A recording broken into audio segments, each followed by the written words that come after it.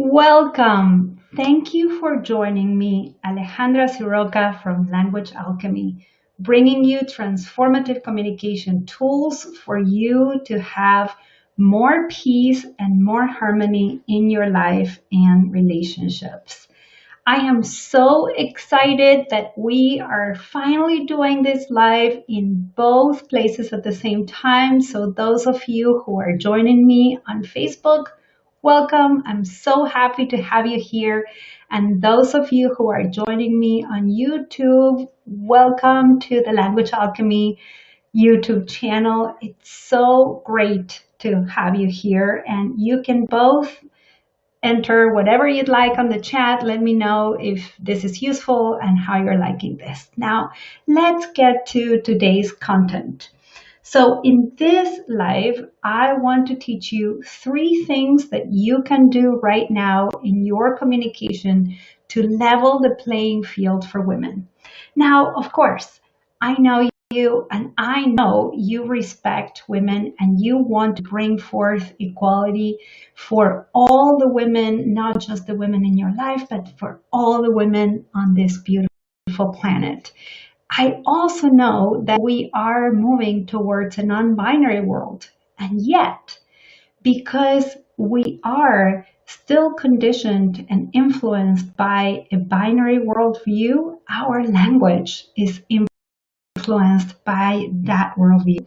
And I noticed that in my communication and also in my communication coaching sessions with people who identify themselves as women, as male or men, and even people who identify themselves as non-binary, that in their communication, they're still influenced by this worldview that put men in a place where in society they have more importance, more value, and more power. I want to teach you today 3 things that you can do to bring forth that quality so that we can actually have shared power and a world that is more just, more fair, and more full of possibilities for everybody, especially for women. So, are you ready? Are you ready for this? I hope you have something to write with because I want to share some things with you. Now, we know in communication from studies, for example, done by Joanna Wolf from the Carnegie Mellon University. She is a researcher who studies and researches gender roles in communication. We know that women are interrupted more and more often than men. Yes. And in part of these studies is videotaping conversations and then showing these conversations to people. And people are shocked when they see themselves on video, how often and how much more they have interrupted women than they have interrupted men. Isn't that interesting? If you find that interesting, put that in the chat. If you identify yourself as female and you notice that you are interrupted more often by others, especially more often and more frequently than men, say yes in the chat. If you're a male and you notice that, yeah, women are interrupted more often than I am, then you can also put yes in the chat. I noticed that. So let me know. I'd like to have a conversation with you.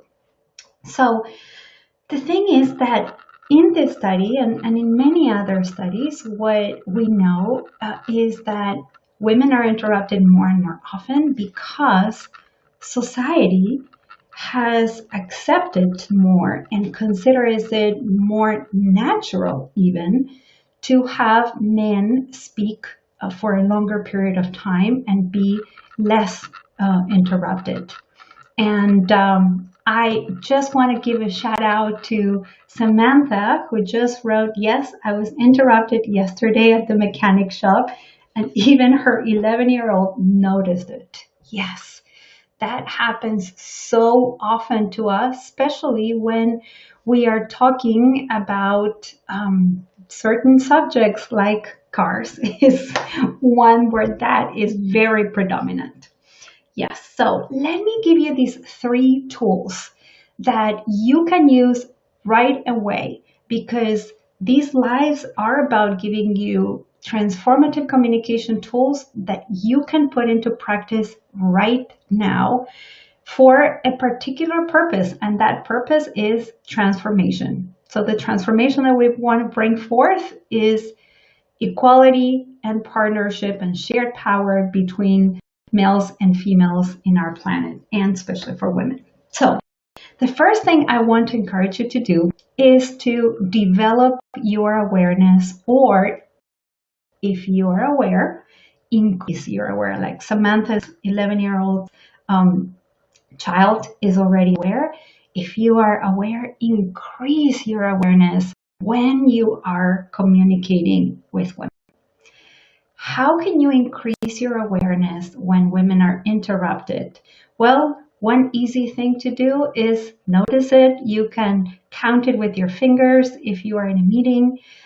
Something I like to do when I work with couples is that I write an X when the woman is interrupted, and I write a Y when the male is interrupted, and then I get to see who is interrupted more frequently and more.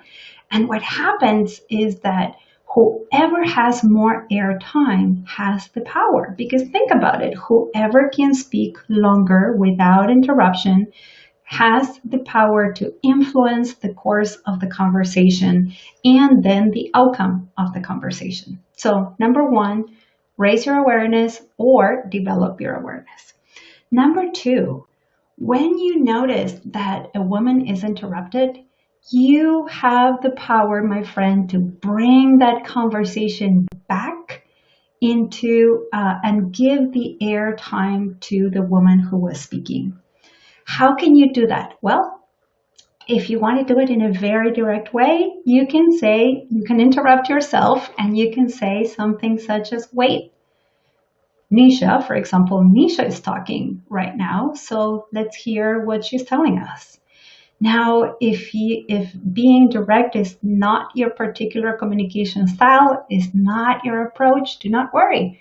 You can say, you can still interrupt and can still bring that conversation back to the woman who was interrupted in a perhaps more indirect way or a more diplomatic way by saying, it seems, Nisha, that you are not done sharing what you wanted to share. It seems that you're not complete with your idea. And is there anything else you'd like to tell us? So that's very useful to do. And thank you, Matthew, for saying that by keeping track, we are less likely to interrupt. Yes. And I actually want to share with you, I'm in a story that I've been noticing, something that I've been noticing recently. I am in a group with entrepreneurs, and there are 4 of us. We meet every week. 3 of us are women, and 1 of them is male. And when he interrupts, he usually says, oh, I interrupted you right now. I interrupted you again. Please continue. And he has noticed how many times he's interrupting, and he says that out loud. And every time he says it out loud, it is, if you could see his face, it's like he's in shock, especially when he says the word again. And then he goes down and says, I'm sorry, please continue. It's so useful to have men say that to women. Acknowledge, you've done it, you did it. Now let the woman continue. Bring that conversation back to the woman who was interrupted. And now the third tool that I want to share with you, because I don't want to give you the impression that it's never important to interrupt or that we should never interrupt. No. When we are having a conversation, when we are having dialogue, we need to interrupt. It's a way in which we negotiate our time and our space, and we share different ideas. So it's a way of interacting. Interrupting is a way of interacting.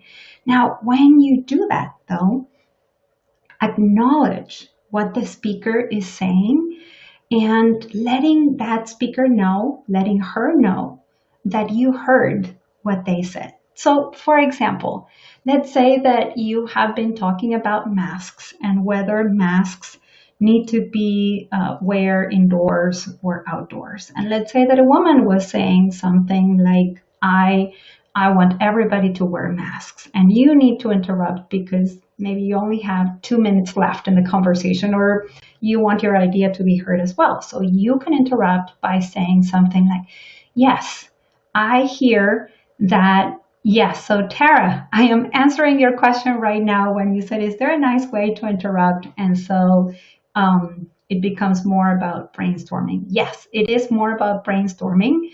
And again, interrupting is interacting. It's part of our interactions. So listen to this example. Something you can say is, yes, I hear that you want everybody to wear masks all the time. And how about when people are outdoors with social distance, with social and safe distance? So see, in that case, what we did is that we interrupted in the conversation. However, the way we interrupted was by first acknowledging what the previous speaker said, bringing that to the forefront, letting that speaker know that we heard them, that we were listening, and then adding, without a but, remember, but with an and, or we can say, and what about? So we can ask a question, and then we can bring our idea to the conversation. Try one of these three tools, increasing or becoming aware of how often and how frequently you interrupt women, bringing the conversation back to the woman who was interrupted and asking that person to finish what they were saying or asking them if they were complete. And then when you need to interrupt, doing so skillfully, consciously, and respectfully. When you try these things, let me know how it goes. I love celebrating your capacity, and I also love hearing how you are trying these tools and what happens when you do. Now, if you would like videos like this with 3-minute videos in your inbox every Wednesday with transformative communication tools, well, then sign up to my mailing list, and you can do so by going to languagealchemy.com/contact. I am going to write it here in the chat so that you have that, and then you'll be able to receive these transformative tools in your inbox. Thank you so much for joining me. Have a lovely weekend. And as we say in Argentina, where I'm from, ciao, ciao. Until next Friday, 12:30 p.m. Pacific time for the next live.